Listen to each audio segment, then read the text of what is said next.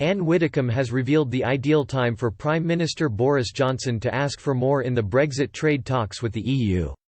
The staunch Brexiteer explained that after coronavirus, the European Union should have a new attitude towards trade deals. Anne Widdecombe explained that the UK would have been expected to take on more of the EU's demands before the pandemic, but since then the economy has changed. It comes as Boris Johnson said he will not ask for an extension on the negotiations.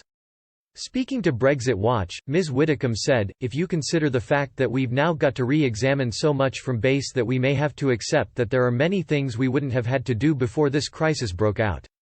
It is probably the ideal time to take a new attitude towards trade."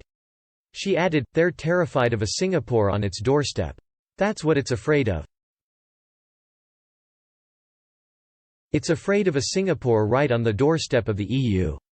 Her comments come as the EU has committed to reaching an agreement with Britain on their new relationship after Brexit, but not at any cost, the bloc said on Friday. EU chiefs Charles Michel and Ursula von der Leyen briefed the 27 national leaders on Friday on the latest talks with Britain, which have made precious little progress since London left the bloc in January, and now face an end-year deadline. The EU Commissioner, Ursula von der Leyen said, "We jointly stressed our willingness to undertake all possible efforts to come to an agreement. For this we have to bridge wide divergences, which remain to be solved."